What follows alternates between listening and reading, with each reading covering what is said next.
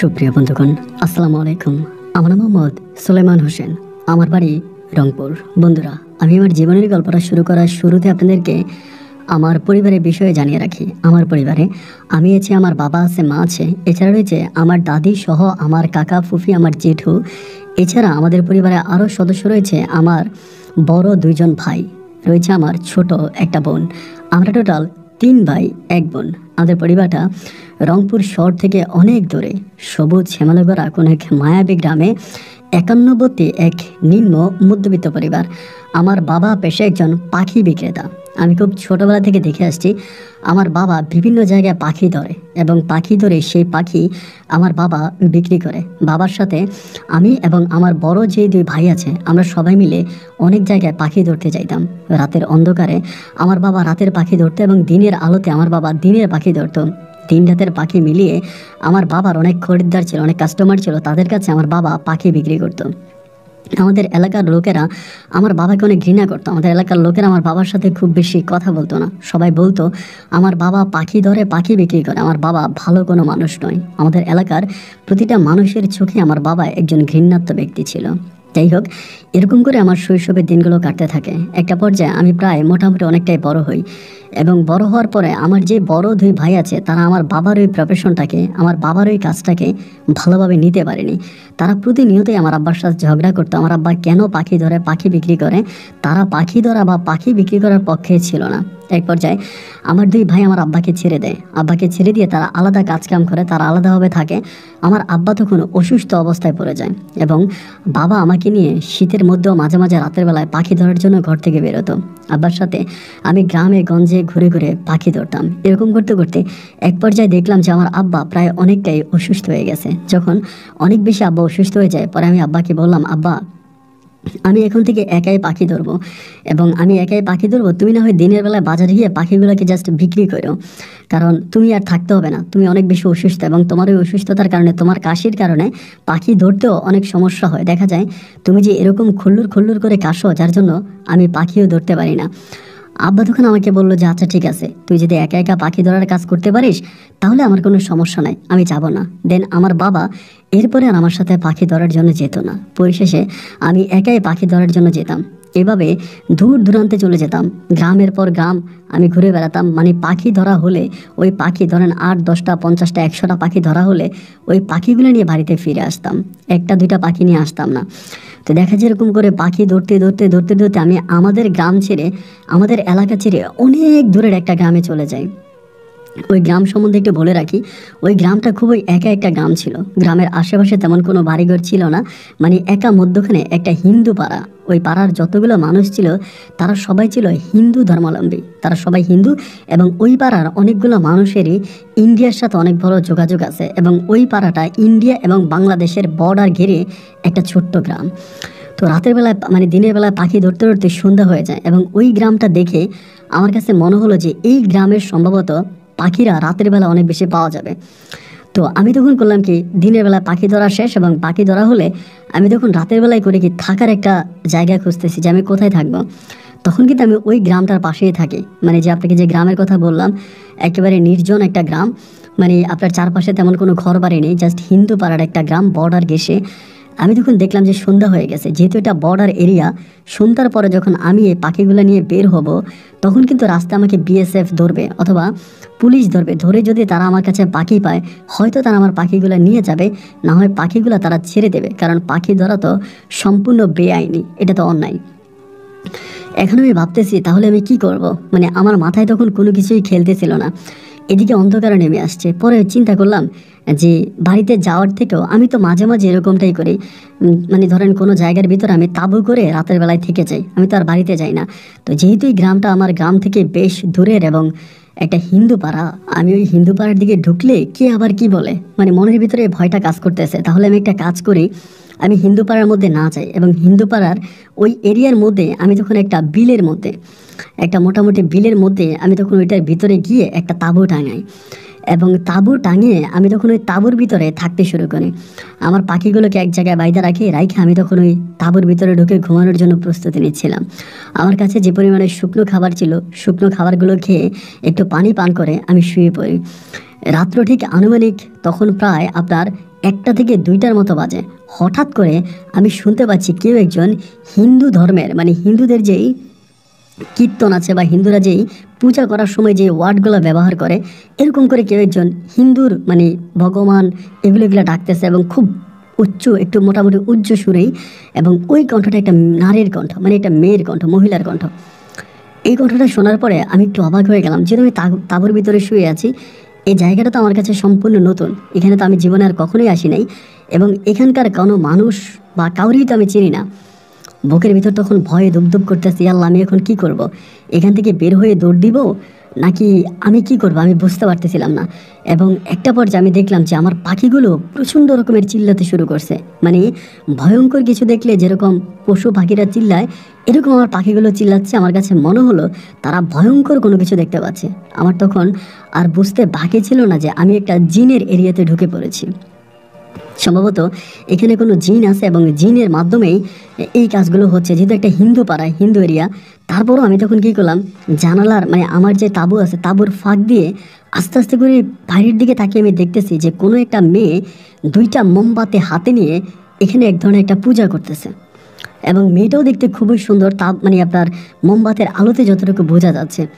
এবার একটু একটু করে আমি বুকে সাহস সঞ্চয় করলাম এবং সাহস নিয়ে আমি আস্তে আস্তে করে তাঁবু থেকে বের হলাম।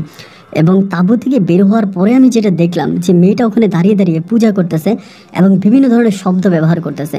কিছুক্ষণ পরে আমি দেখলাম যে মেয়েটা মাটির মধ্যে মানে তাঁবুর মানে ওই জায়গাটার মধ্যে মাটির মধ্যে ঘোরাঘুরি করতেছে, এই পাশ থেকে ওই পাশ, এই পাশ থেকে ওই পাশে ঘোরাইতে আছে। এরকমভাবে ঘোরাঘুরি করতে দেখে আমি আরও বেশি ভয় পেয়ে যাই। মানে আমার কাছে যে এটা কোনো একটা মেয়ে বা কোনো একটা নারী বা কোনো একটা মানুষ এটা মনে হচ্ছে না। আমার কাছে মনে হচ্ছে যে এইটা সম্ভবত কোনো অলৌকিক কিছু হতে পারে, জিন ভূত বা ওই টাইপের কিছু হতে পারে, এটা কোনো মানুষ না। মানে নিজের ভিতরে এটা মনে হচ্ছে যে এটা কোনো মানুষ হতেই পারে। আমি তখন ভাবলাম এ আল্লাহ কী করা যায় এবং এই বিপদ থেকে আমি কিভাবে রক্ষা পেতে পারি। আল্লাহকে ডাকতেছি, আল্লাহ আমি যদি এখান থেকে কোনোভাবে বের হতে পারি আমি এই গ্রামে আর কখনোই আসবো না। এমন করতে করতে একটা পর্যায়ে মেয়েটা হঠাৎ করে জায়গার মধ্যে অজ্ঞান হয়ে যায়, মানে চিৎকার চেঁচামেচি করতে করতে ওখানে অজ্ঞান হয়ে যায়। এবং মেয়েটা যখন সেন্সলেস হয়ে যায় আমি তখন আর মেয়েটার কাছে গেলাম না, আমি ভয়ে আমার তাঁবুর ভিতরে ঢুকে আবার ঘুমিয়ে পড়লাম। একটা সময় পাশের ওই গ্রাম থেকে, পাশের ওই দূরের গ্রাম থেকে ফজরের আজানের শব্দ আমার কানে আসলো। যখন ফজরের আজানের শব্দ আমার কানে আসলো আমি তখন বুঝলাম যে সকাল হয়ে গেছে। যখন দেখলাম আমার তাঁবুর ফাঁকে ফাঁকে সূর্যের আলো ঢুকতেছে আমি তখন আল্লাহর নাম নিয়ে তাঁবু থেকে বের হলাম। এবং তাঁবু থেকে বের হওয়ার পরে আমি মেয়েটা যেখানে গড়াগড়ি করলো ওই দিকে গেলাম, গিয়ে দেখলাম যে না কোনো মোমবাতি আছে না কোনো মেয়ে আছে, মানে ওখানে কেউই নেই। তাহলে আমি রাতের বেলায় যে দৃশ্যটা দেখলাম বা রাতে যেটা দেখলাম তাহলে এটা কী ছিল, এটা কে ছিল, এই ভয়টা তখন আমার মনে কাজ করে। এবং হঠাৎ করে আমি দেখলাম যে আকাশে প্রচুর পাখি উড়াউড়ি করছে সকালবেলা, তো ভাবলাম কয়েকটা পাখি ধরে এখান থেকে আমি চলে যাব, এরকম একটা জিনিস চিন্তা করলাম। দেন আমি তখন করলাম কি, পাখি ধরার জন্য ফাঁকির ফাঁদ পাতলাম।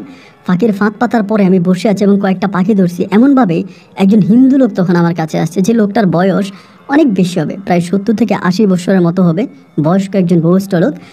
আইসা আমাকে বলতেছে যে আমার 2টা পাখি দাও, আমি তোমার টাকা দিব। তো আমি মানে প্রথমত চিন্তা করতেছি যে উনি কীভাবে জানলো যে আমি এখানে পাখি ধরতেছি, আর আবার ভাবলাম যে মনে হয় কালকে ওনার কাছে কেউ বলে দিছে। পরে লোকটা খুবই মানে ফ্রি মাইন্ডের। পরে আমি তখন কী করলাম, 2টা পাখি নিলাম ওনাকে দিব, এবং উনি তখন কী করলো, ওনার হাত থেকে আপনার 3-4টা সন্দেশ, হিন্দুরা যে সন্দেশগুলো খায় এই সন্দেশগুলো আমাকে দিল। অ্যান্ড সন্দেশগুলো হাতে পাওয়ার পরে আমি 2টা সন্দেশ মুখে দিলাম, এবং লোকটা আমার সাথে খুব ফ্রিলি কথা বলতেছে, মানে মনে হয় যেন খুব ভালোভাবে কথা বলতেছে। আমি তখন বললাম যে কাকা, না দাদা, বললাম যে দাদা এই একটা জিনিস আমি গতকালকে রাতে এখানে তাঁবু করেছিলাম, আমার সাথে একটা ঘটনা ঘটেছে। এখন এই ঘটনার একটু বিস্তারিত আমি আপনার কাছে জানতে চাই যে এটা কেন ঘটলো বা এই জিনিসটা আসলেই কি। উনি তখন আমাকে বলে সমস্যা নাই, তুমি কি দেখছো এবং কি হয়েছে আমাকে বলো, আমি এটাকে তোমাকে ক্লিয়ার করে দিব। আমি তখন বললাম যে রাতের বেলা আমি ঘুমিয়ে আছি এবং এরপরে এই ঘটনাগুলো আমার সাথে ঘটেছে। ওই তখন একটা মুস্কি হেসে বললো, হ্যাঁ এটা এখানে মাঝে মাঝে ঘটে, এটা কোনো সমস্যা নেই, এটা আমাদের গ্রামেরই একটা মেয়ে, নাম হচ্ছে রানী। আমি তখন বললাম রানী, আপনাদের গ্রামের মেয়ে? বলে হ্যাঁ, ওর সাথে অলৌকিক কিছু একটা আছে, মানে সবাই বলে ওর সাথে সাপ আছে। এই মেয়েটা আজকে বহু বছর ধরে ধরো এইভাবে এই জায়গাটার মধ্যে আসে এবং বিভিন্ন জায়গায় গিয়ে ওর তখন পূজা করে, মানে সাপের যে পূজা আছে আমাদের ধর্মে ওই পূজাগুলো করে। এবং লোকমুখে শুনেছি এই মেয়েটা নাকি একদিন 7 রাজার ধন পাবে, তার মানে ভাগ্যে নাকি 7 রাজার ধন আছে, সে 7 রাজার ধন পাবে। আমি তখন বললাম, আপনি বলেন কি, এই মেয়ে 7 রাজার ধন পাবে? এইটা কে বললো? বলে এটা অনেকেই মানে বলা বলি করতেছে আমাদের এলাকাতে, এবং অনেক আমাদের ধর্মীয় যারা গুরু আছে তারা যখন আসে এবং যারাই এই মেয়েটাকে দেখে তারা সবাই বলে যে এই মেয়েটার সাথে অলৌকিক কোনো কিছু আছে, এবং এই মেয়েটা একটা সময় 7 রাজার ধন পাবে। মানে সাপের যে মণি আমরা যেটাকে বলি আর কি, মানে সাপের মণি ওইটাও পাবে, এরকমভাবে অনেকেই বলে। এবং ওই এলাকার মানুষ যারা হিন্দু ধর্মের মানুষ তারাও কিন্তু মেয়েটাকে অনেক ভক্তি করে, এমন না যে তাকে কেউ অবহেলা করে বা অনাজ্ঞা করে, এরকম কিছু না। এই লোকটার কথাটা শোনার পরে আমি তখন কী করলাম, আরও কয়েকটা পাখি ধরে দিনের প্রায় 11টা থেকে 12টার মধ্যে আমি সেই জায়গা ত্যাগ করলাম। মানে জায়গাটা ত্যাগ করে চলে আসতেছি, বাট কেন জানি আমার বারবার ওই মানে মনে পড়তেছে যে মেয়েটার 7 রাজার ধন পাবে এবং মেয়েটা মানে এত হবে, মানে এই জিনিসগুলো মনের ভিতরে হয় না যে একটা বিষয় যখন জানতে পারি এই বিষয়টা নিয়ে মনের ভিতরে খুঁটিনাটি অনেক কথাবার্তা জমে থাকে। তা আমার এই বিষয়টা নিয়ে মনের ভিতরে অনেক কথা জমে আছে। যাই হোক, এরকম করতে করতে আমি একটা পর্যায়ে বাড়িতে গিয়ে পৌঁছাই, এবং আজকে প্রায় 4 দিন পরে আমি বাড়িতে যাই। এবং বাড়িতে গেলে পরে আমার আব্বা, আমার বোন, আমার বড় ভাইয়া যারা আছে তারা আমাকে মানে খুবভাবে আদর আপ্যায়ন করে, আমার জন্য খাওয়া দাওয়া রেডি করে। আমি খাওয়া দাওয়া করি এবং পরের দিন আব্বারে বলি, আব্বা পাখিগুলো বিক্রি করার ব্যবস্থা করেন। এরপরে আমার আব্বা পাখিগুলো নিয়ে বিভিন্ন বাজারে গিয়ে পাখিগুলোকে বিক্রি করে। কিন্তু আমি এই জিনিসটা ভুলতে পারতেছি না, মানে আমার ভিতরে বারবার এই জিনিসটাই আসতেছে যে এইটা আমি কি দেখলাম, এটা আমি কি দেখলাম, এটা আমার কি হলো, এই জিনিসগুলো আসতেছে। এমন করে 2 দিন পরে একদিন গণনা করার জন্য, এখন আসলে এটা গ্রামের বাড়িতে দেখা যায় না, আগে অ্যাভেলেবেল আসতো। আপনারা জানি না মনে আছে কিনা আপনাদের, গ্রামের বাড়িতে বানর নিয়ে আসতো, এবং বানর নিয়ে আসার পরে কিছু বিভিন্ন ধর্মের মানুষ, হিন্দু আছে, মুসলিম আছে, বা বিভিন্ন ধর্মের মানুষ হাত গণনা করতো। এমন করতে করতে 2 দিন পরে আমাদের বাড়িতে একজন লোক আসছে, উনি হচ্ছে হিন্দু ধর্মের একটা লোক, মানে হিন্দু ধর্মের একটা লোক বানর নিয়ে আসছে। আইসা বলতেছে, মাগো হাত গণাবা, এরকম করে উনি ডাকাডাকি করতেছে। একটা বার আমি তখন বাইরে গেছি, বাইরে যাওয়ার পরে আমি তখন আমার হাতটা ওনার কাছে দিলাম যে আমি হাত গণাবো। আবার এই জিনিসগুলো আমার ভালো লাগে, মানে গণকদেরকে আমার খুব পছন্দ হয়। ওনারে হাত দিলাম, এবং হাত দেওয়ার পরে উনি আমার হাত গণনা করতেছে। আমার হাত গণনা করে করে বলে, তুই তো নিজের হাতে 7 রাজার ধন হারাইছিস, এমনি আমারে বলে। আমি তখন বললাম, আপনি এটা কি বললেন যে আমি নিজের হাতে আমার 7 রাজার ধন হারাইছি? এই কথাটার মানে তো আমি বুঝলাম না। উনি আমাকে বলে, বুঝলি না? তাহলে আমি তোকে বুঝেই বলি। কিছুদিন আগে তোর সাথে 7 রাজার ধনের সাথে দেখা হয়েছে, এবং তুই সেই 7 রাজার ধন পায়ে ঢেলে চলে আসছিস। মানে আমার কাছে তখন এই জিনিসটা মনে হয়, হঠাৎ করে আমার মাথায় চলে আসছে যে একটা হিন্দু মেয়ে, ওই যে মেয়েটার কথা, রানীর কথা আমার তখন মাথায় আসছে যে রানী তো এরকম ঘোরাঘুরি করছে, আমি দেখছি, নাকি এটাই আমার জন্য কোনো একটা ঘটনা ছিল বা কিছু একটা ছিল। তো আমি তখন বানর দিয়ে হাত গণানোর পর আমি তখন বললাম যে আমি সাথে তো এরকম এরকম একটা ঘটনা ঘটছে গত 2 দিন আগে আপনাদের অমুক গ্রামে অমুক জায়গায়। আমি তখন ঠিকানা বলি।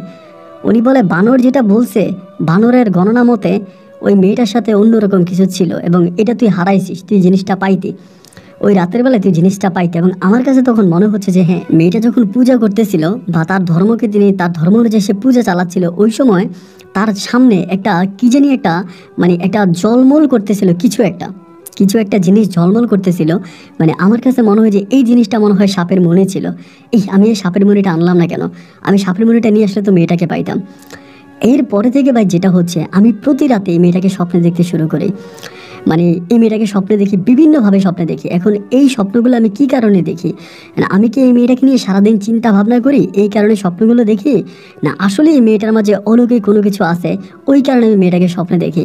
আমার ভিতর তখন কেন জানি মনে হয় যে এই মেয়েটার সাথে যদি আমি সম্পর্ক করতে পারি তাহলে আমি 7 রাজার ধন পাবো, এবং আমি এই মেয়েটার সাথে সম্পর্ক করতে পারলে আমি সাপের মাথার মনি পাবো। মানে এই অলৌকিক বিষয়গুলা বা এই গল্পগুজবগুলো আমার কানের ভিতরে বা আমার মাথার ভিতরে তখন কঠিনভাবে ঢুকতে থাকে। এবং আমি তখন সিদ্ধান্ত নিলাম যে যেভাবেই হোক আমি ওই গ্রামে আবারও যাব, এবং এরকমভাবে যখন মেয়েটা পূজা করবে এবং পূজা করা অবস্থায় দেখলে আমি এই মেয়েটার সামনে থেকে যদি আমি এরকম আবারও আমি জল মলের কিছু দেখতে পাই, আমি এই জিনিসটা নিয়ে আসবো, এবং এটা নিয়ে আসলে আমি 7 রাজার ধন পাবো। আরেকটা ঘটনা আছে, আমাদের এলাকাতে একজন লোক আছে, উনি নাকি বৃষ্টি রাতের বেলায় মাছ ধরে আসতেছিলেন, এবং বৃষ্টি রাতে যখন মাছ ধরে আসতেছিলেন মানে আপনার বিল থেকে আসার সময় উনি দেখলো যে রাস্তার পাশে ব্যাঙের মুখ থেকে ব্যাঙ জানি কি একটা ফেলে দিছে, মানে ব্যাঙের মুখ থেকে ব্যাঙ জানি কি একটা ফেলে দিছে। এবং দেওয়ার পরে উনি ওনার কাপড় দিয়ে, ওনার হাতে কাপড় ছিল, উনি ওনার কাপড় দিয়ে এই জিনিসটাকে পেঁচাইয়া ধরে, এবং পেঁচাইয়া ধরে উনি আমাদের বাড়িতে চলে আসে, মানে বাড়িতে আসে। এবং সেই লোকটা এখন অনেক ধনী, তার অনেক সয় সম্পত্তি, অনেক টাকা পয়সা। একটা সময় তিনি অনেক মানে অনেক গরিব ছিলেন। তো গ্রামের লোকজন, এলাকার লোকজন সবাই বলে উনি নাকি ব্যাঙের মুক্তা পাইছে। মানে ব্যাঙের মানিকুনি পাইছি এরকমভাবে বলে। তো ওই জিনিসটা আমার মাথার ভিতরে তখন মানে চেপে বসে যে সম্ভবত এরকম কিছু একটা হতে পারে। এরপরে আমি কি করি, ওই গ্রামে কাজের উদ্দেশ্যে যাই। আমি তো মুসলিম মানুষ। এরপর ওই গ্রামে কাজের উদ্দেশ্যে যাই এবং যাওয়ার পরে আমি ওই গ্রামে কিন্তু অনেকেই কাজ করতে যাইতো, বিভিন্ন মুসলিম লোকেরা ওই গ্রামে কাজ করতে যাইতো, কারণ ওই গ্রামটা অনেক উন্নত একটা গ্রাম ছিল। হিন্দুদের সাথে মানে ইন্ডিয়ার সাথে তাদের অনেক লিঙ্ক ছিল এবং গ্রামের মানুষগুলো মোটামুটি অনেক ধনী ছিল আর কি, দেখে মনে হচ্ছে। তো সেই গ্রামে বিভিন্ন গ্রামের ছেলেরা তখন কাজ করতে যাইতো, অনেক ধরনের কাজ, ওদের অনেক ধরনের কাজ থাকে, ওই কাজ করতে যেত। আমিও তখন সবার সাথে ওই গ্রামে কাজের উদ্দেশ্যে যাই এবং সেই গ্রামের মানুষগুলো মানে ওই গ্রামে যে মানুষগুলো ছিল ওই মানুষগুলো অনেকটা ফ্রি মাইন্ড, মানে ওদের মনের ভিতরে কোনো মাইন্ডই নাই। ধরেন আপনি একটা মুসলিম মেয়ের সাথে কথা বলতে গেলে যেরকম মাইন্ড করে যে এ কোত্থেকে আসছে, এর পরিচয় কি, এ কেন কথা বলতেছে, বাট ওই হিন্দু পাড়াতে গিয়ে আমার কাছে এই জিনিসটা মনে হলো যে তারা কোনো বিষয়ের উপরে কোনো সন্দেহ করে না। আমি একটা মুসলিম ছেলে হই, একটা হিন্দু মেয়ের সাথে কথা বলতেছি, এদের মাঝে তাদের মনে বিন্দুমাত্র কোনো নাই যে কেন আমাদের ধর্মের মেয়ের সাথে কথা বলতেছে, বা ওর মনের ভিতরে আমাদের ধর্মের মেয়েকে নিয়ে খারাপ কোনো কিছু আছে কিনা, এরকম কোনো কিছু আমি দেখতে পাই না। অ্যান্ড এইভাবে 2 দিন 3 দিন ওই গ্রামে কাজ করতে করতে একটা দিন আমি ওই মেয়েটাকে মানে রানী মেয়েটাকে দেখতে পাই। ভাই মেয়েটা এতটাই সুন্দরী, মানে এতটাই সুন্দর, ওই রাতের বেলা আমি তাকে খুব ভালোভাবে হয়তো দেখতে পাইনি, বাট আজকে আমি তাকে দেখলাম যে মেয়েটা আসলে অনেক সুন্দর। কিছু হিন্দু মেয়ে আছে যেগুলোর দিকে তাকালে চোখের দৃষ্টি সরানো যায় না, ঠিক ওই মেয়েটা মানে রানী নামের মেয়েটা তাদের ক্যাটাগরির একটা মেয়ে, যার দিকে তাকালে চোখের দৃষ্টি সরানো যাবে না, এত অদ্ভুত রকমের সুন্দরী একটা মেয়ে। আমি মেয়েটার মুখের দিকে তাকিয়ে আছি এবং তার এখানে যাচ্ছি আসতেছি, তার দিকে ভয়ও লাগে, আবার তার সাথে সম্পর্ক করতেও মানে মনে জাগে। এরকম করতে করতে ওই পাড়ারই একটা হিন্দু ছেলের সাথে আমার একটা ভালো সম্পর্ক হয়, ওখানে কাজ টাজ করি হিসাবে। তা ওই ছেলেটার সাথে আমার খুব ফ্রেন্ডলি মানে বন্ধুত্বপূর্ণ সম্পর্ক হয়, আমরা দুজনে একসাথে বিড়ি খাই বা দুজনে একসাথে ঘুরি। ওই গ্রামের মধ্যে আমি থেকে টুকিটাকি কাজ টাজ করি। আমি কিন্তু ওই টার্গেট নিয়ে আসছি, কারণ আমার মাথার ভিতরে এটা ঢুকে গেছে যে এই মেয়ের কাছে 7,000 ধন আছে, আমি এই মেয়ের সাথে সম্পর্ক করলে আমি কিছু একটা পাবো। আমি পাখি ধরা পর্যন্ত বন্ধ করে দিছি এবং আমি শুধুমাত্র পাখি ধরে আমার গোটা পরিবারটাকে চালাতাম। আমার 2 ভাই কিন্তু এত টাকা পয়সা আমাদের পরিবারে দিত না, আমি বেশিরভাগ টাকা পয়সা দিতাম, আমি পরিবার দেখতাম। অথচ আমি এই মেয়ের ফাঁদে পড়ে আমি আমার পরিবার পর্যন্ত ছেড়ে দিলাম, এই গ্রামের মধ্যে পড়ে আছি এবং আমার দৃঢ় বিশ্বাস যে এই গ্রামে থেকেই আমি একটা সময় 7,000 ধন নিয়ে আমার বাড়ি ফিরবো। এমন করতে করতে ওই হিন্দু ছেলেটাকে আমি একদিন মেয়েটার কথা বললাম, রানীর কথা বললাম, যে রানীর যে দেখতে এত সুন্দর এবং ওর বয়সও হয়েছে, মোটামুটি অনেকটা বয়স হয়েছে। তা আমি বললাম যে ওরে বিয়ে হয় না কেন, ওর বিয়ে হবে না, বা ওর সমবয়সী তো প্রায় অনেকেরই বিয়ে হয়েছে, এই মেয়েটার বিয়ে হবে না। তা হিন্দু ছেলেরা আমাকে তখন বলতেছে ওরে কে বিয়ে করবে, ওর সাথে নাগিন আছে, মানে ওর সাথে নাগ নাগিনী আছে এটা বলে। আমি বললাম ওর সাথে নাগ নাগিনী আছে, এরকম এটা কিসের কথা হলো, যে নাগ নাগিনী কি মানুষের সাথে থাকে নাকি? বলে না, আপনি জানেন না ওর সাথে নাগ নাগিনী আছে, এই জন্য ওর সাথে কেউ কথা বলে না। অ্যান্ড এরকম করে প্রায় 2 দিন পরে ওদের বাড়িতে মানে আপনার রানীদের বাড়িতে একটা রানীদের পাকঘরের সামনে মানে রান্নাঘরের সামনে একটা অনেক বড় আম গাছ আছে। ওর বাবা তখন আমাদেরকে নিয়ে গেল ওই আম গাছটা কাটার জন্য এবং আম গাছটা কাটতেছে, আমি তখন আম গাছটা কাটতেছি, মানে সবার সাথে আমি তখন ওখানে কাজ করতেছি।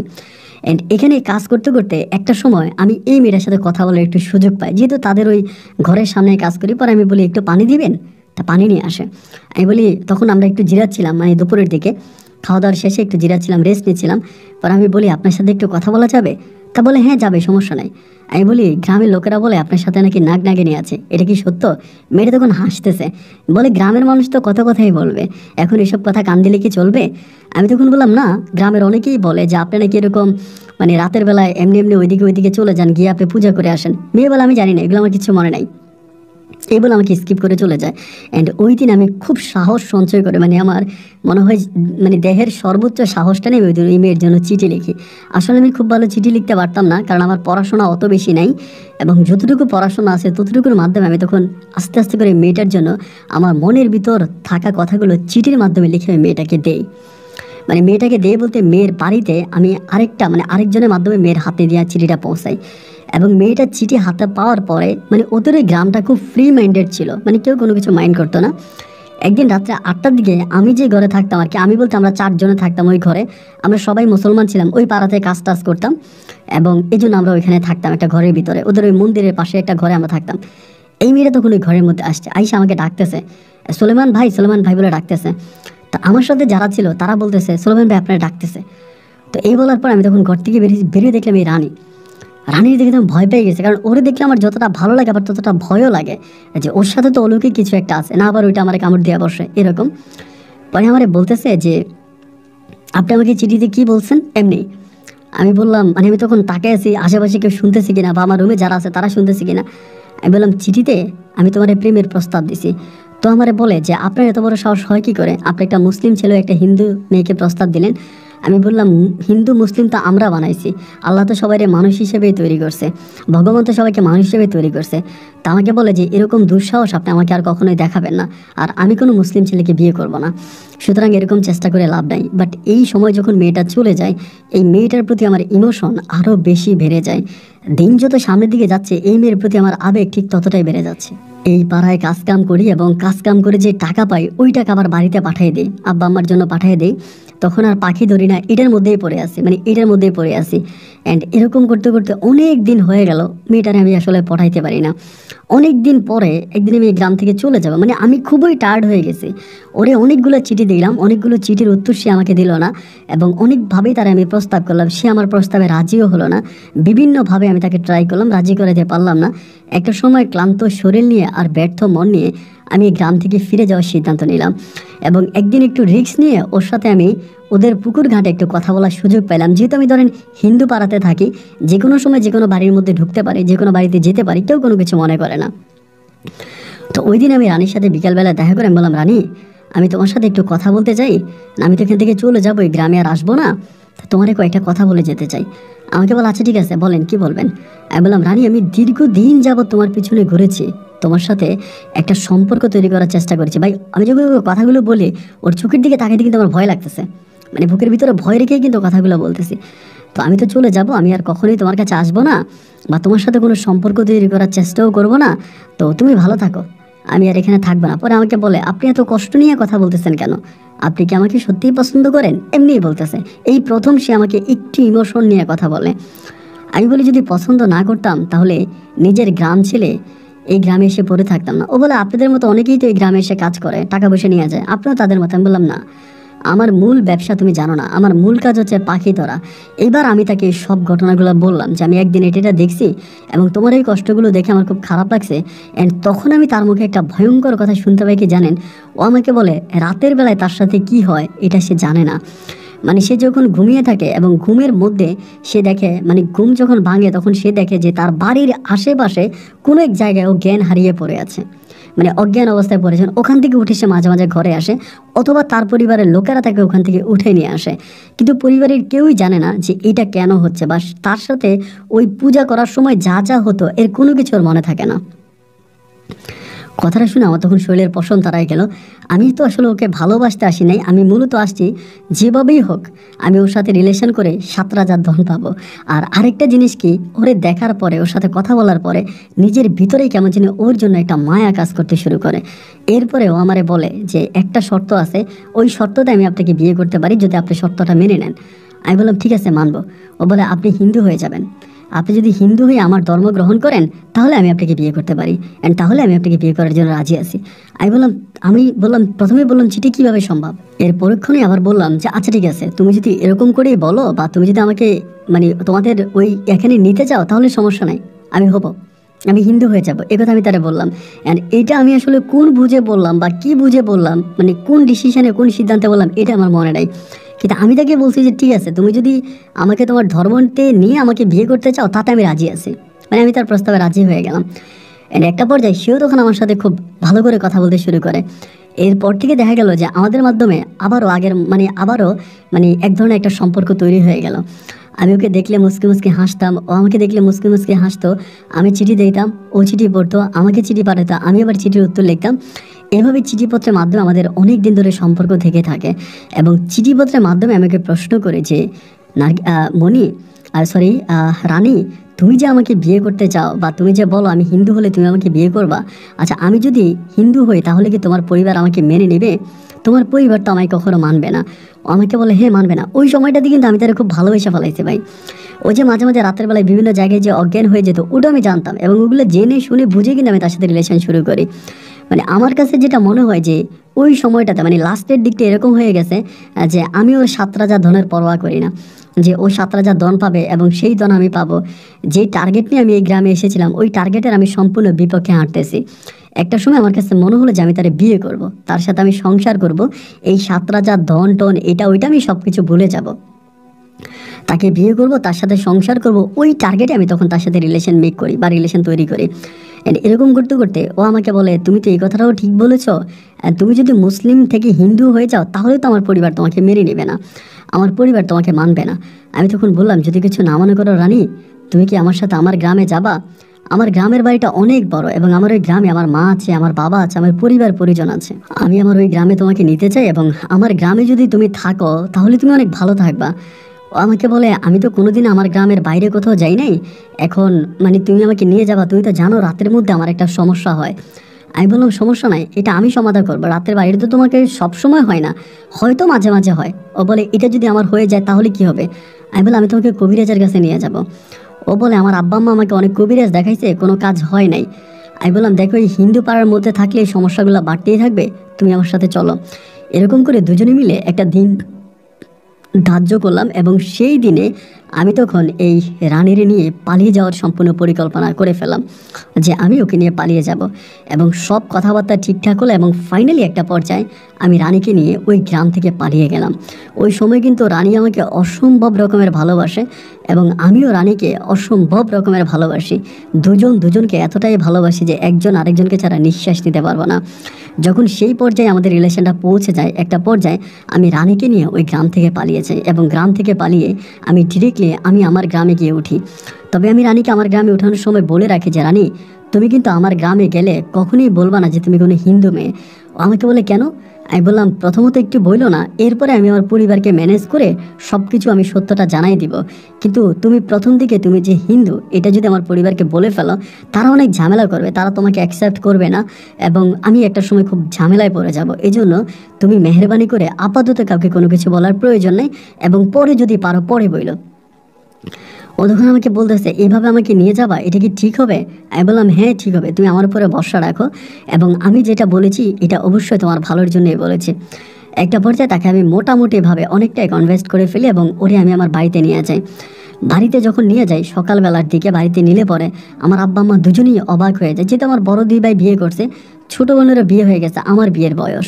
তো যার জন্য আমি তাকে ঘরের মধ্যে নিয়ে গেলাম। আমার আব্বা আম্মা মেয়েকে দেখে পছন্দ করে ফেলছে। আর রানীও পছন্দ করার মতো একটা মেয়ে, তার মুখমণ্ডল, তার চেহারা, তার কথাবার্তা, আচার আচরণ সব কিছু অনেক ভালো, অনেক সুন্দর। পরে বাড়িতে নিছি পরে, আর ওই সময় তো আসলে মোবাইলের ব্যবস্থা ছিল না, এখন তো যেরকম ফোন করে খোঁজখবর নেওয়া যায় তা মোবাইল তো ছিল না। পরে ওর পরিবার আমার পরিবার আমাকে জিজ্ঞেস করতেছে, আমার মা আমার বাবা, যে মেয়েটারে কোত্থেকে আনলে, মেয়েটার ঠিকানা কি? আমি তখন ওই গ্রামের কথা বলি না, আমি বলি ওই দিক থেকে আনছি। তা মেয়ের বাবার নাম কি, মায়ের নাম কি? আমি বলে এগুলো কিচ্ছু জানি না। আমার আব্বা বলে এটা কী ধরনের কথা, মেয়ের বাবার নাম মায়ের নাম এগুলো তুই জানিস না, তুই মেয়েরে ভাগায় নিয়ে আসলি, তুই মেয়েরে বিয়ে করবি, এইটা তো কোনো কথা হতে পারে না। আমি তখন বললাম দেখো আমি ওরে নিয়ে আসছি এবং ও আমার সাথে চলে আসছে, এখন এইসব বিষয় নিয়ে তো কথা বলে লাভ নাই, তোমরা আমার বিয়ের আয়োজন করো, আমি ওরে বিয়ে করব। আমার আব্বা তখন বিয়ে পড়াই দিবে আমাদের সাথে, এই জন্য আব্বা কাজী আনতে গেছে। এর মাঝে রানী বলে উঠছে ও মুসলিম হবে না। আমাকে ডিরেক্টলি বলা আমি মুসলিম মতে তোমাকে বিয়ে করবো না আর আমি মুসলিম হবো না, তুমি যদি পারো কোনো ঠাকুরকে নিয়ে আসো, আমি হিন্দু মতে তোমাকে বিয়ে করব। আমি তখন এমন একটা বিবেকে পড়ে গেছি ভাই, না পারতেছি এদিকে যাইতে, না পারতেছি ওই দিকে যাইতে। পরে আমি তারে বুঝালাম যে দেখো আমি তোমার কাছে অনুরোধ করতেছি, তুমি না হয় তোমার ধর্ম পালন করো কিন্তু তুমি মুসলিম হয়ে যাও, কারণ তুমি হিন্দু মেয়ে এটা জানলে বা তুমি হিন্দু থাকা অবস্থা আমার পরিবার মেনে নেবে না। আমার আব্বা কাজে নিয়ে আসছে, কাজে আনার পরেও রানী বিয়ে বসার জন্য রাজি হয় নাই, রানী চলে গেছে। ওই দিন আমি আবার চিন্তা করতেছি যে রাতের বেলা আবার ওর এই সমস্যাটা দেখা দেয় কিনা। সন্ধ্যা রাতের পরে আমার আব্বা আম্মা তো তখন খুব বিচলিত যে আমি এরকম একটা মেয়ে নিয়ে আসছি এবং গ্রামেও এটা নিয়ে খুব কানা গেসা হচ্ছে বা অনেকের কানে কথাটা যাচ্ছে, অনেকে এটা নিয়ে বিভিন্ন ধরনের সমালোচনা করতেছে। একটা পর্যায়ে আমি তখন আমার মায়ের ডাইকা, আমি আমার মাকে অনেক ভালোবাসতাম আর আমার মাও না আমার কথা অনেক শুনতো, আমি যখন যেটা বলতাম আমার কথাকে মা অনেক মূল্যায়ন করতো। মারে আমি একদিকে ডাইকা নিয়ে মারে তখন আমি সত্যিটা জানালাম যে মা দেখো এই ঘটনা, এবং জানার পরে মা তখন খুব ভয় পেয়ে যায় যে কেন তুই এই মেয়েটারে কেন আনলি, এবং হিন্দু মেয়ে বলে মাও মুসলমান হবে, আর তুমি জানো একটা হিন্দুকে যদি মুসলমান বানানো চায় এখানে অনেক সওয়াব পাওয়া যায়। এবার আমার আম্মা তখন কিছুটা রাজি হলো যে সকালবেলা হুজুরে না ওকে আগে মুসলমান বানাবে, এরপর ওকে বিয়ে করবে। অনেকের মনে হয়তো প্রশ্ন জাগতে পারে যে আমি যা বলি আমার পরিবার কেন তা করে। আসলে আমার পরিবারের একমাত্র আয় উপার্জনের মানে আমিই ছিলাম, সুতরাং আমি যেই আমার গোটা পরিবারটাকে একরকম আমিই চালাইতাম, আমার পরিবার আমার উপরে ডিপেন্ড ছিল। এই জন্য আমার আব্বা আম্মা বা আমার পরিবারের অন্য মানুষগুলো আমার কথার বিরুদ্ধে খুব বেশি একটা যেত না। আমি যেটা বলতাম তারা আমার সেই কথাটাই শোনার জন্য চেষ্টা করতো। এরপরেই হলো কি, আমার মা, আমি রাতের বেলায় আর ঘুমাই নাই, কারণ রাতের বেলায় যদি ওর এটা উঠে আমি যাতে ওকে আটকাইতে পারি, ধরতে পারি, কারণ এটা তো আর হিন্দু কোনো পারা না, ওরে আবার কোথায় ডাইকে ডুকে নিয়ে যায় কী করে। আলহামদুলিল্লাহ ওই রাতে কিন্তু ওর এই সমস্যাটা হয় নাই। সকালবেলা আমি ওরে বুঝাইয়া শোনায়া আমি আত্মহত্যা করবো, মরে যাব, এটা ওইটা বলে একরকম ব্ল্যাকমেল করে আমি ওরে আমার ধর্ম অনুযায়ী তাকে আমি আবারও মানে কলমা পড়াই। ওই হুজুর আসে, এসে ওকে কলমা পড়ায়, কলমা পড়ানোর পরে ওর সাথে আমার বিয়ে হয়। অ্যান্ড বিয়ে হয়ে যাওয়ার পরে ও আমার সাথে থাকতেছে, কিন্তু ওদের গ্রামের কোনো মানুষ ওর কোনো সন্ধান পায় নাই যে ও কোথায় চলে গেছে, কিভাবে চলে গেছে। এইভাবে প্রায় ও আমার সাথে 1.5 মাসের মতো সংসার করে। কিন্তু অবাক করা বিষয় হচ্ছে এইটা, যে এই 1.5 মাসের ভিতরে ওর যে একটা সমস্যা ছিল, হিন্দু ধর্ম থাকা অবস্থায় ও রাতের বেলা ওকে নিয়ে যাইতো এবং ও রাতের বেলা এরকম ঘোরাঘুরি করতো, ওদের ধর্মের এসব করতো। বাট মুসলিম হয়ে যাওয়ার পরে এই জিনিসটা কিন্তু আমি আর ওর মাঝে দেখি নাই। কিন্তু ওর প্রচণ্ড রকমের পেট ব্যথা হতো, এই সমস্যাটা ওর হতো। মানে প্রতিদিন মানে রাতের বেলা ও ঘুমাইতে পারতো না পেটের ব্যথায়, বলতো আমার প্রচণ্ড পেট ব্যথা, পেট ব্যথা, আমি পেটের ব্যথায় ঘুমাইতে পারি না, মানে কান্নাকাটি করতো। আবার এখানে আরেকটা বিষয় বলে রাখি, আমি কিন্তু শরীর বন্ধ করার জন্য এক ধরনের তাবিজ দিছিলাম। আমাদের এলাকা থেকে এক লোক থেকে এনে শরীর বন্ধ করার জন্য যে তাবিজগুলো হয়, শরীর বন্ধ না দেওয়ার জন্য আমি তাবিজগুলো তাকে পরাইছি। তো ওর রাতে পেটে ব্যথা হতো, প্রচণ্ড রকমের পেটে ব্যথা, এবং পেটে ব্যথায় ও কাতরাইতো, প্রচুর চিল্লাইতো, কাঁদতো। আমি আল্লাহর কাছে বলতাম আল্লাহ হয়তো ভালো করবে। এরকম করতে করতে 1.5 মাস পরে ওর হিন্দু পাড়া থেকে একটা লোক ওকে দেখতে আসছে। অ্যান্ড হিন্দু পাড়া থেকে একটা লোক ওই জায়গা থেকে ওকে দেখতে আসছে, এবং দেখতে আসার পরে ওই হিন্দু পাড়ার লোকটার মাধ্যমে আমি জানতে পারি ওর বাবা মা জেনে গেছে যে ও আমার সাথে, মানে আমি সোলেমান, আমি মুসলিম, আমার সাথে ও পালায়া চলে আসছে। এবং এইটা যখন ওর বাবা মা জানতে পারে, তার বাবা মা তখনই মানে তাৎক্ষণিকভাবে তাদের মেয়েকে তারা তাদের মন থেকে মুছে ফেলছে, যে তাদের যে রানী নামের একটা মেয়ে আছে তারা তাদের মন থেকে মুছে ফেলছে। আর হিন্দুরা আসলে এরকমই হয়, ওদের কোনো ছেলে বা ওদের কোনো মেয়ে যদি ভিন্ন ধর্মী কাউকে বিয়ে করে ফেলে, ওরা এটা আর কখনোই মেনে নেয় না, মেনে তো নেয় না, নেই না, এবং ওই সন্তানটাকেও তারা মেনে নিতে চায় না। একটা পর্যায়ে দেখা গেল যে আমি তারে আমার ধর্ম অনুযায়ী, মানে আমার ধর্ম অনুযায়ী তার নামও রেখে দিলাম নার্গিস আক্তার। ওই রানী বাদ দিয়ে তখন নার্গিস রাখলাম, এবং নার্গিস নামেই সে আমার সাথে খুব ভালোভাবে আছে, খুব সুন্দরভাবে আছে। হিন্দু পাড়ার লোকটা তার কী হয়ে আমি জানি না, তাকে দেখে গেছে এবং তার সাথে অনেকক্ষণ কথাবার্তা বলে ওই লোকটা আবার চলে গেল। তার ভিতরে এই সমস্যাগুলো নাই, কিন্তু পেটের ব্যথা, পেটের ব্যথা, পেটের ব্যথা, মানে ওই পেট ব্যথাটাই তার মারাত্মক হয়ে দাঁড়াইছে। এরকম করতে করতে একটা সময় সে বাচ্চা কনসেপ্ট করে, বেবিটা কনসেপ্ট করে, এবং বেবিটা যখন ওর পেটে আসে আমার মা বাবা তখন অত্যাধিক খুশি হয়। ও যে একটা হিন্দু মেয়ে ছিল এটা নিয়েও না আমার বাবা মায়ের মনে কোনো কষ্ট ছিল না। তার বড় কারণ হচ্ছে ও দেখতে সুন্দরী। আমার আব্বা আম্মা বলতো যে মেয়েটা তো দেখতে অনেক সুন্দর, হোক না হিন্দু, সে তো মুসলিম হয়েছে। ওই হিসেবে আমার আব্বা আম্মা বা আমার গ্রামের অন্য মানুষগুলা বা আমার যে ভাইয়েরা আছে, ভাইয়ের বউয়েরা আছে, বা আমার ছোটো বোন আছে, ওরা সবাই তখন বিষয়টা খুব স্বাভাবিকভাবে মেনে নিছে। তা মেনে নেওয়ার পরে ও আমার সাথে আসে। বেবি যখন কনসেপ্ট হয়, বাচ্চা হওয়ার পরে, তখনই ভাই ওর মানে পেট ব্যথা, অলওয়েজ পেট ব্যথা, আমি ডাক্তারের কাছে নিয়ে যেতাম, ডাক্তার দেখাইতাম, কবিরাজ দেখাইতাম যে পেট ব্যথা থেকে বাঁচানোর কোনো উপায় আছে কিনা। তো কেন পেট ব্যথা এটা কোনো ডাক্তার ধরতে পারতো না। বড় বড় ডাক্তার দেখাইতাম, বড় বড় ডাক্তারদের কাছে নিয়ে যেতাম, রংপুর শহরে, রংপুর মেডিকেলে, অনেক জায়গায় নিয়ে যেতাম, কিন্তু ওখানে কেন ওর যে ওর পেট ব্যথাটা হয় এইটাই আসলে কেউ বুঝতে পারতো না, এটাই আসলে বোঝা যেত না। এরকম করতে করতে একদিন রাতের বেলায় গভীর রাতে আমার একটা পুত্র সন্তান হয়, এবং তখন থেকে আমার জীবনে এই ঘটনাগুলো শুরু। আমার পুত্র সন্তানটা হওয়ার পরে ঘরে আয়া থাকে, আমার মা থাকে, নর্মালি আমার একটা পুত্র সন্তান হয়, এবং সন্তানটা হওয়ার পর আমার মা তখন নাকের উপরে কাপড় দিয়ে এরকম কাঁপতে কাঁপতে বেরিয়ে আসে। মায়ের বেরিয়ে আসা দেখে আমি জিজ্ঞেস করলাম কী হয়েছে, তুমি এরকম কাতরাইতেছো কেন? আমার মনে হয় তুমি অনেক ভয় পাইছো। মা আমারে বলে এটা আমি কী দেখলাম, এটা আমি কী দেখলাম, এরকমই বলতেছে যে এটা আমি কী দেখলাম।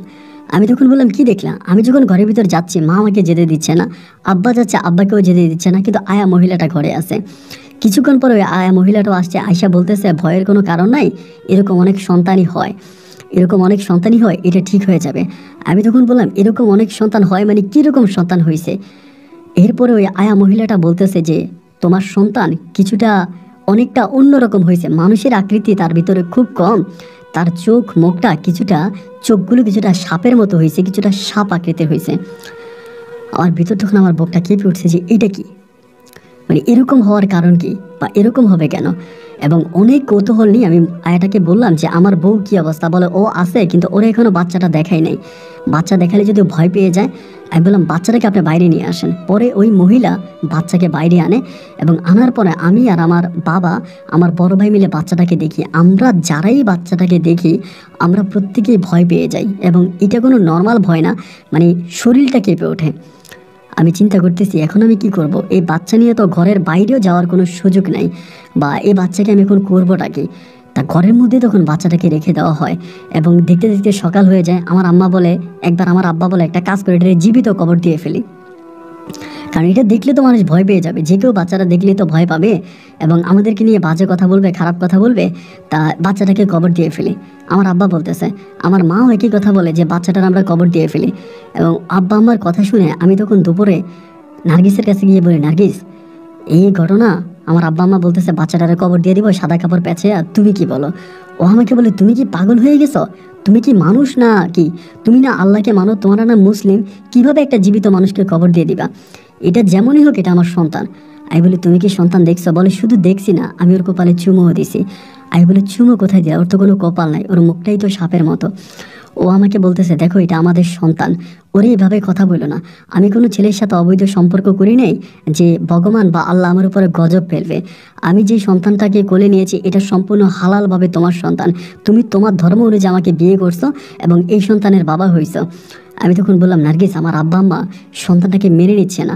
ও আমাকে বলে, তোমার আব্বা আম্মা মেনে নেবে কি নেবে না এটা আমি জানি না। অ্যান্ড এরকম করে আরও 2 থেকে 3 দিন কেটে যায়। আমি কিন্তু আমার সন্তানকে ঘরের বাইর করি না। অনেকেই আসে, কিরে সোলেমান তোর নাকি ছেলে হয়েছে, তোর নাকি মেয়ে হয়েছে, আমরা একটু দেখি। আমার তো ছেলেটা দেখি, আমি দেখাই না, আমি কাউরি দেখাই না। এটা ছেলে সন্তান ছিল, তা আমি কাউরিয়ে দেখাই না। এবং এভাবে তো আসলে একটা সন্তানকে ঘরের ভিতরেও লুকিয়ে রাখা যায় না। কিন্তু সন্তানটা হৃষ্টপুষ্ট ছিল অনেকটা, মানে সুস্থ সবল ছিল, কিন্তু শুধু তার মুখের মধ্যে এবং শরীরের মধ্যে সাপের চামড়ার মতো এরকম চামড়া উঠতো, এবং মুখটা অনেকটা সাপ, মানে একটু মানে সাপ বর্ণের ছিল এরকম। আমি আমার বউরে বলি এখন কি করা যায়? কোনোভাবে আমার আব্বা আম্মাকে মানানো যাচ্ছে না। এবং সপ্তাহখানিক পরে আমার আব্বা আম্মা বলতেছে এই ঘরে ওকে রাখবেই না, মানে যেই ঘরে আমি আমার বউ নিয়ে থাকতাম এই ঘরে ওকে রাখবে না, এই ঘর থেকে যেন ওকে বের করে দেওয়া হয়। তা আমি আমার আব্বা আমারে বললাম যে ওরে আমি এই ঘর থেকে বের করে কোথায় নিয়ে যাব বা কোন জায়গায় নিয়ে যাব? আমার আব্বা বলে, তুই সামনে একটা ঘর বানায় ওরে নিয়ে আলাদা থাক, আমাদের ঘরে ওরে নিয়ে থাকিস না, আমার অনেক ভয় লাগে। এবং একইভাবে আমার আব্বা আম্মা ওর অতীতটা জেনে যায়। ওর যে অতীতে ও হিন্দু পাড়ায় থাকতো, ওর কী কী সমস্যা হতো এবং অলৌকিকভাবে ও ঘর থেকে বেরিয়ে যেত। 1 ঘন্টা 1.5 ঘন্টা ওর সাথে কী হইতো এই সব কিছুই, মানে কোনো কিছু ওর মনে নাই। এই যে ঘটনাগুলো ওর সাথে ঘটেছে এগুলো সবই আমার আব্বা আম্মা জেনে গেছে। এবং আব্বা আম্মা ঘটনাগুলো জানার পরে আব্বা আম্মা একই কথা বলতেছে যে এই মেয়েকে কোনোভাবেই রাখা যাবে না, এই মেয়েকে বিদায় করে দে, নাহলে মেয়ের বাচ্চাকে মেরে ফেল। মেয়ের বাচ্চাকে মেরে ফেল, মানে ওর বাচ্চাকে মারার জন্য আমার আব্বা আম্মা সহ যারা দেখেছে আমাদের গ্রামের প্রতিটা মানুষই মানে ভয় পেয়ে যাইতেছে বাচ্চাটা ভবিষ্যতে কী হয়, বা বাচ্চার কামড়ে কেউ মারা যায় কিনা।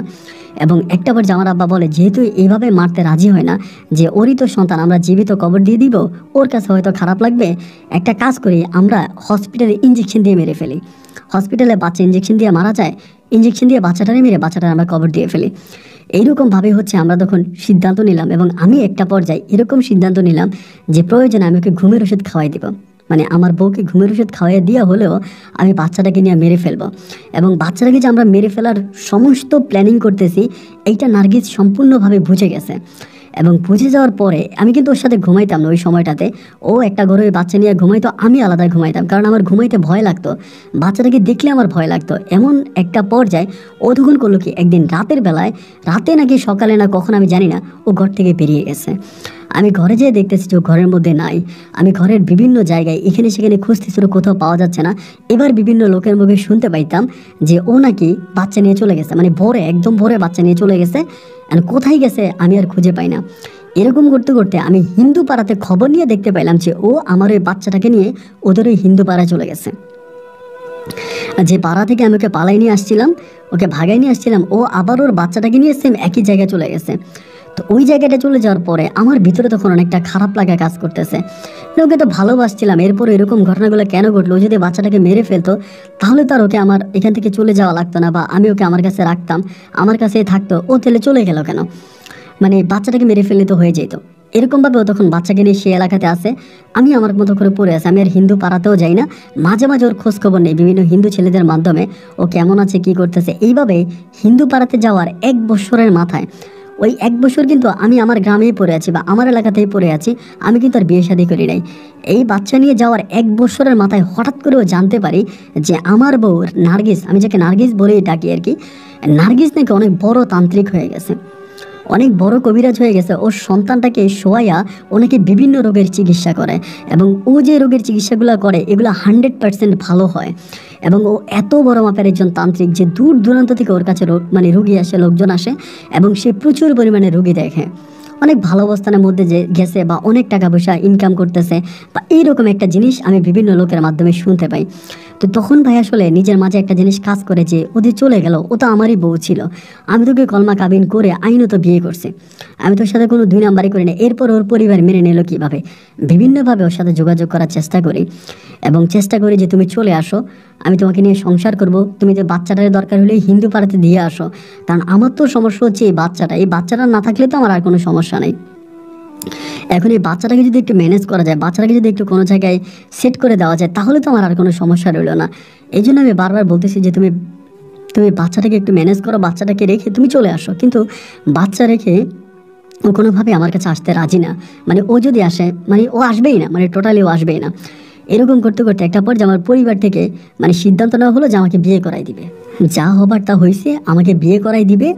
ওই মেয়ে যেহেতু চলে গেছে বা ওই মেয়ের সাথে আমার যেহেতু যোগাযোগ নাই, বা ও যেহেতু ওর মতো করে চলে গেছে, ওই বাচ্চা নিয়ে আসে, তাহলে আমাকে পরিবার বিয়ে করাবে। এরকম সিদ্ধান্ত নিয়ে তখন আমাদের এলাকারই এক কুলসুম নামের এক মেয়ে, ওনার আগে একটা বিয়ে হয়েছে, ওই মেয়েটাকে তখন আমার পরিবার বিয়ে করে। কারণ আমার তো একটা ভবিষ্যৎ আছে, আমার তো এখন আমার পুরো ফিউচারটাই পড়ে আছে, আমি বিয়ে করব, সংসার করব, আমার সন্তানাদি হবে। নার্গিস ওর মতো করে চলে গেছে, এটা হচ্ছে ওর ব্যাপার, ও চলে গেছে, এখন আমাকে বিয়ে করতে হবে। পরিবার তখন জোর জবরদস্তি করে আমাকে কুলসুম নামের এক মেয়েকে আমাদের এলাকারই বিয়ে করায়। আমি তখন ওই মেয়েটাকে বিয়ে করি। মেয়েটাও দেখতে শুনতে মাশাআল্লাহ ভালোই ছিল। এখন বিয়ে করার পরে এই বৎসরখানেক পরে আমার একটা কন্যা সন্তান হয়, একটা মেয়ে সন্তান হয়, এবং মেয়ে সন্তানটা হলে পরে মানে একইভাবে আমার ওই সন্তানটা হয়তো বেশি মানে একটু অন্যরকম ছিল বা অন্য চেহারা নিয়ে জন্মাইছে। এই মেয়ে সন্তানটাও মোটামুটি অনেকটা মানুষের মানে একটু মানে আমি যেটা বলি যে বিকৃতভাবে জন্মাইছে, মানে বিকৃতভাবে, এবং জন্ম হওয়ার পরপরই মেয়েটা মারা যায়। জন্ম হওয়ার পরপরই মেয়েটা মারা যায়। এরপরে আমার মা বিভিন্ন ধরনের তাবিজ তুমান এটা ওইটা আনে আমার বউ কুলসুমের হাতে দেয়, এখানে দেয় ওইখানে দেয়, বাট কোনোভাবেই কাজ হয় না। এরপরে আমার আরেকটা সন্তান হয়, এবং একইভাবে ওই সন্তানটাও একটা বিকৃত চেহারা নিয়ে জন্মায়, এবং বিকৃত চেহারা নিয়ে জন্মানোর কিছুক্ষণ পরের মধ্যে আমার এই সন্তানটাও মারা যায়। এবং তখন পুরো গ্রামের ভিতরে আমার বদনাম ছড়িয়ে পড়ে যে আমি গ্রামে এটা করছি ওইটা করছি, বা আমি হিন্দু মেয়ে গ্রামে ধরে নিয়ে আসছি। এবং তখন দেখা যেত আমাদের গ্রামে একটা জিনিস দেখা দেয় যে বিভিন্ন বাচ্চা হইলে মারা যেত, আমাদের গ্রামে বিভিন্ন বাচ্চা হইলে বাচ্চা মারা যেত। মানে লাস্ট কয়েকটা মাস ধরে আমাদের গ্রামে 3-4টা বাচ্চা হয়েছে, এবং ওই 3-4টা বাচ্চায় মারা গেছে, কোনো বাচ্চা বেঁচে থাকতো না। এবং আমার ঘরে এরকম বিকৃত চেহারার 2টা বাচ্চা হয়ে মারা গেছে। তখন গ্রামের সব মানুষগুলি আমাকে মানে আমার বাবাকে দিয়ে আমাকে চেপে ধরে যে তোর কারণে এরকমটা হয়েছে, বা তোর ছেলের কারণে এরকমটা হয়েছে, তোর ছেলে অন্য জায়গা থেকে এক অভিশাপ আমাদের গ্রামে নিয়ে আসছে, এবং সে অভিশাপের ফলশ্রুতিতে ওই অভিশাপের ফলে আজকে এরকম একটা ঘটনা ঘটছে। এটা যেভাবেই হোক এটাকে মীমাংসা করতে হবে। তখন গ্রামের সবাই মিলে সিদ্ধান্ত নিল যে আমাদেরকে গ্রাম থেকে বের করে দেবে, কারণ আমাদের কারণে এই গ্রামে গজব ঢুকছে, এবং ওই গজব থেকে মুক্তি পাওয়ার জন্য আমাদেরকে এই গ্রাম থেকে বের করে দেওয়া হবে। আমি তখন সবার কাছে বলতেছিলাম যে আমি এমন কি অপরাধ করলাম, আমি ওরা ভালোবেসে মুসলিম বানায় বিয়ে করছি, তাই তো আমার অপরাধ না। ওই মেয়ের সাথে কিছু একটা ছিল, বা ওই মেয়ের সাথে কিছু একটা আমাদের গ্রামে ঢুকছে। গ্রামের অনেক মহিলারা মানে বাচ্চা যখন হয় পেটে তারা ভয় পেয়ে যায়, তাদের বাচ্চা তো বাঁচবে না, বাচ্চা মারা যাবে, মানে এইরকম একটা ভয় পুরো গ্রামের ভিতরে, মানে গ্রামের মানুষের মানে আতঙ্ক, মানে গ্রামের মানুষ আতঙ্ক থাকে। পরে আমাদের গ্রামের ঘরবাড়ি ভেঙে দেওয়ার সময় আমার আব্বা তখন সবার কাছে বলে আমার 2টা ছেলে আছে, আমার একটা মেয়েকে আমি ঘর জামাই বিয়ে দিয়েছি, তো অপরাধ যদি করে থাকে তাহলে সুলেমান করছে। এবং আমি তখন সবার কাছে বললাম যে আপনাদের কাছে অনুরোধ করি যে আপনারা আমাকে এই গ্রাম থেকে বের করে দেন, আমি এই গ্রাম থেকে চলে যাব, তবে আমার আব্বা আম্মাকে গ্রাম থেকে বের করবেন না, কারণ আমার আব্বা আম্মার তো কোনো অপরাধ নেই, আমার আব্বা আম্মা তো কোনো অন্যায় করে নাই, আমার আব্বা আম্মা তো অনেক ফ্রেশ, তাহলে কেন শুধু শুধু আমার আব্বা আম্মার উপর আপনারা টর্চার করবেন, আমার আব্বা আম্মাকে গ্রামে থাকতে দেন, আমি এই গ্রাম ছেড়ে চলে যাব। এবং এরপরে আমি আর কখনোই এই গ্রামে আসবো না, আমি আপনাদের কাছে অনুরোধ করতেছি। এরকম করে সবার কাছে কান্নাকাটি করার একটা পর্যায়ে সবাই তখন মেনে নিল যে ঠিক আছে, তাহলে ওই গ্রাম থেকে ওরে বিদায় করে দাও। আমাকে তখন এই গ্রাম থেকে বিদায় করে দিল। গ্রাম থেকে বিদায় করে দেওয়ার পরে আমি তখন এই যে বিভিন্ন বাইরে বাইরে বাইরে থাকতেছি, এবং আমি কিন্তু এরই মাঝে কয়েকটা বছর নার্গিসের কোনো খবর নেই যে নার্গিস কোথায় আছে না আছে, নার্গিসের কোনো খবর নেই। এবং কয়েকটা বছর আমি বিয়ে শাদী হওয়ার কয়েক বছর পরে যখন বাড়ি থেকে বেরিয়ে যাই, তখন আমি নার্গিসের খবর নিয়ে জানতে পারি যে নার্গিস ইন্ডিয়াতে চলে গেছে। ইন্ডিয়া থেকে কোন তান্ত্রিক বা কে নাকি এসে তাকে ইন্ডিয়া দিয়ে গেছে, তার এই সন্তান সহ, এবং তার সন্তানের পূজা করা হয় ইন্ডিয়াতে, বা ও ইন্ডিয়াতে আছে। এটা জানার পর তখনও কিন্তু না মানে নার্গিসের প্রতি আমার ভালোবাসা কমে নাই। আমি তখনও কিন্তু আবার দিন শেষে নার্গিসের কথাই চিন্তা করি। অ্যান্ড একটা আমার যে বউটা ছিল, ওই বউটাও কিন্তু আমাকে ডিভোর্স দিয়ে চলে গেছে। 2টা বাচ্চা এরকম হওয়ার পরও আমাকে ডিভোর্স দিয়ে চলে যায়। তো এবার আমি অবৈধভাবে ইন্ডিয়াতে ঢুকি, মানে মূলত নার্গিসের সাথে যোগাযোগ করবো, কারণ এখন তো আমার আর কেউই নেই। আমার পরিবার আমার বিপক্ষে চলে গেল, আমার থাকারও জায়গা নেই, খাওয়ারও জায়গা নেই, একটা ছন্ন ছাড়া জীবন আমি চলে গেলাম। দেন ওই পর্যায়ে আমি তখন নার্গিসের সাথে যোগাযোগ করি, এবং যোগাযোগ করি বলতে আমি ইন্ডিয়াতে যাই। এবং ইন্ডিয়াতে গিয়ে যেই মন্দিরে ও থাকতো, বা যে মন্দিরে ও কাজ করতো, বা যে মন্দিরে ওকে রাখা হইতো, সেই মন্দিরে আমি যাই। এবং গেলে পরে ওর সাথে আমার ইন্ডিয়াতে দেখা হয়। তো দেখা হলে পরে যেহেতু কলকাতা ছিল, ও আমাকে দেখে চিনতে পারে, এবং আমি ওর সাথে কথাবার্তা বলি। ও বলে যে তুমি না বিয়ে করছো, মানে আমার অতীত জীবনে যা যা হয়েছে, আমার 2টা বাচ্চা হয়েছে, এরকম এরকম ও সব কিছু জানে।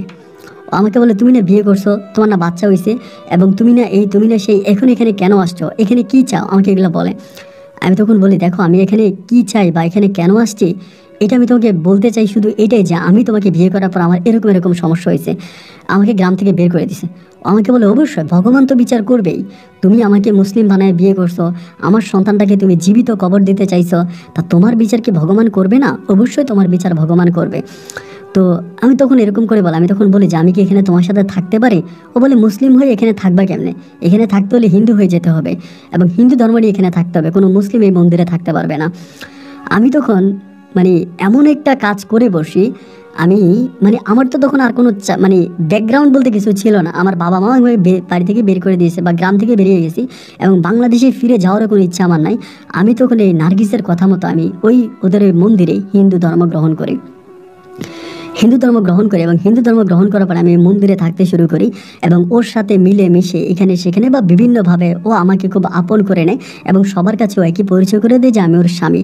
আমি যে মুসলিম থেকে হিন্দু হয়েছে এটাও কাউকে বলতে মানা করছে, যে এটা তুমি কাউকে বলার দরকার নেই, তুমি জাস্ট এটাই বলবা যে তুমি বাংলাদেশে, আমি তোমাকে বিয়ে করছি, তুমি হিন্দু, তুমি আমার কাছে আসছো। তো ওইখানে যাওয়ার পর আমি তখন নার্গিসের সাথে মিলেমিশে আছি, ওইখানে থাকতেছি। তখনও ওর নাম কিন্তু ওই এলাকার সবাই রানী বলেই ডাকতো, মানে সবাই ওকে রানী বলতো। খুব ভালোভাবেই আছি, আমার আর কোনো সমস্যা নাই। অ্যান্ড এমন করে থাকতে থাকতে আমি মাঝে মাঝে বাচ্চাটার কাছে যাইতাম, মানে ইচ্ছে করে যাইতাম। অ্যান্ড গেলে আমার কেমন যেন একটু ভয় লাগতো, আমার এই বাচ্চাটাকে দেখলে ভয় লাগতো। এবং সেই ভয় লাগা থেকে নার্গিস আমাকে বলে, বাচ্চা দেখলে ভয় পাও, কারণ এটা তোমার বাচ্চা না। একদিন হঠাৎ করে আমাকে এটা বলে, আমি বলি এটা আমার বাচ্চা না, তাহলে কার বাচ্চা? বলে তোমার বিশ্বাস হয় না, এটা তোমার বাচ্চা না। আমি বললাম না, এটা আমার বাচ্চা না। কই তুমি ডিএনএ টেস্ট করাও, যদি ডিএনএ করাও তাহলে বুঝতে পারবা যেটা তোমার বাচ্চা না। অ্যান্ড আমি তখন বললাম যে এটা কী ধরনের কথা, আমি কিসের ডিএনএ করাবো, কি ডিএনএ করালে আমি বুঝতে পারবো? বলে হ্যাঁ, ডিএনএ করাইলেই তুমি বুঝতে পারবা যেটা তোমার বাচ্চা না। একদিন ওর উপরে মানে ওর কথা মতোই ওর উপরে করে আমরা বাচ্চাটা ডিএনএ করাই আমার সাথে, মানে আসলেই মূলত এই কৌতূহলটা জানার জন্য যে বাচ্চাটা আমার না। ও যে বলে আসলেই কি বাচ্চাটা আমার না, ওই সময় কিন্তু বাচ্চাটার চেহারাটা আস্তে আস্তে করে ঠিক হতে থাকে।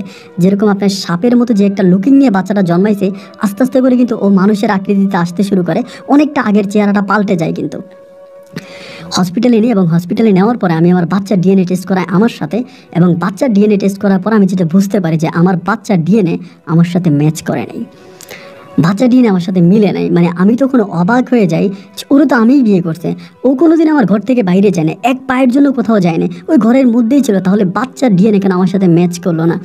আমি যখন নার্গিসকে প্রশ্ন করি যে বাচ্চা ডিএনএ আমার সাথে ম্যাচ না করার কারণটা কি, প্রতি উত্তরে ও আমাকে বলে বেশি কারণ জানার চেষ্টা করো না, বেশি কারণ জানার চেষ্টা করলে ভালো থাকতে পারবা না। মানে কি হয় আমি জানি না। এবং 1 বছর ধরে আমি ওই মন্দিরে থাকি এবং হিন্দু ধর্ম পালন করি। 1 বছর পরে আমার ভিতরে মানে কেমন জানি একটা খারাপ লাগা কাজ করে আমার পরিবারের জন্য, লাইক আমার মায়ের জন্য, বাবার জন্য, আমার ভাই ভাবি বা বোনের জন্য। 1 বছর পর আমি বারবার ওরে বলতাম যে আমি এখান থেকে চলে যাবো, আমি এখানে থাকবো না, নার্গিস আমি চলে যাবো, আমি থাকবো না। ও আমাকে বলে এখান থেকে গেলে তুমি বাঁচতে পারবা না।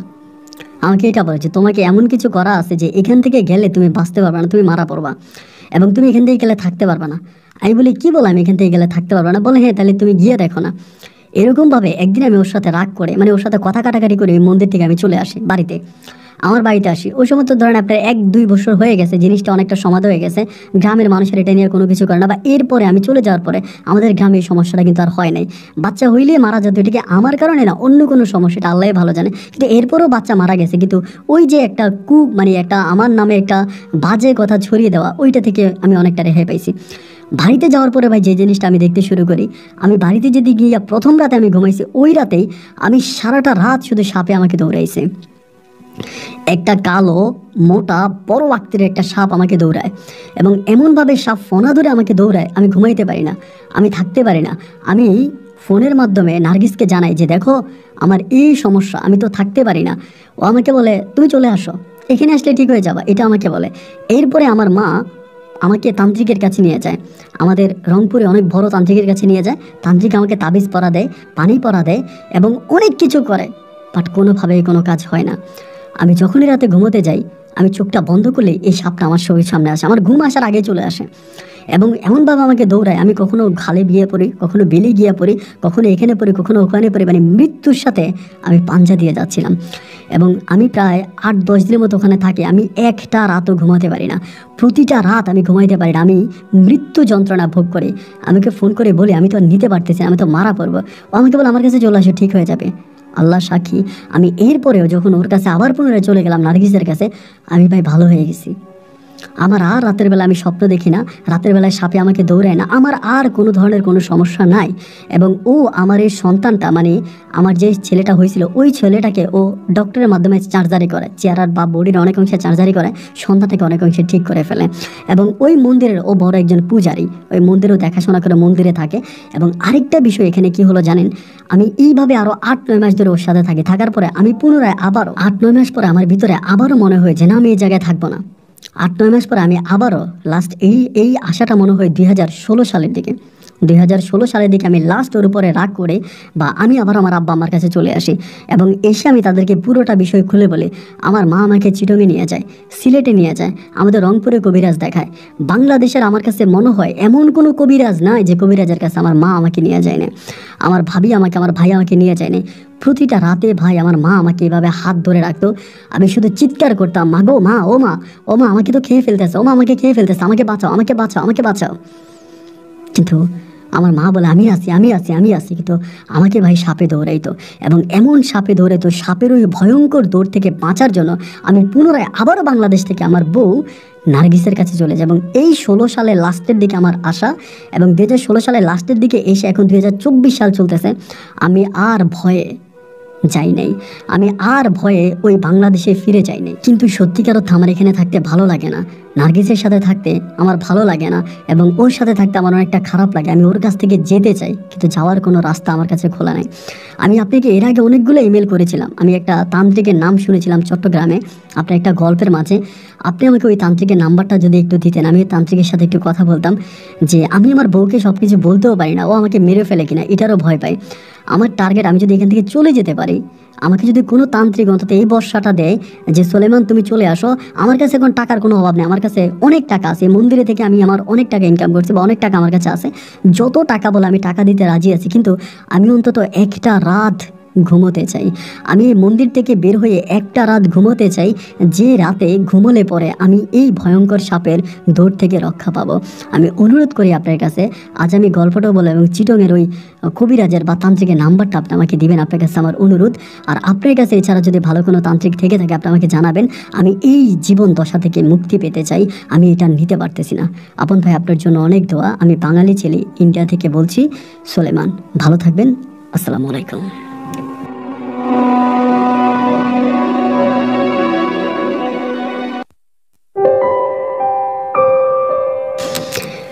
প্রিয় বন্ধুগণ, সবাইকে অনেক বেশি ধন্যবাদ রংপুরের ভাই সুলেমানের জীবনের বাস্তব গল্পটা আমার মুখে শোনার জন্য। বন্ধুগণ, সুলেমান ভাইয়ের গল্পটা আরও ছিল, আরও কিছুটা ছিল। ইন্ডিয়া থেকে সে আরও বেশ কয়েকবার বাংলাদেশে আসছে গেছে।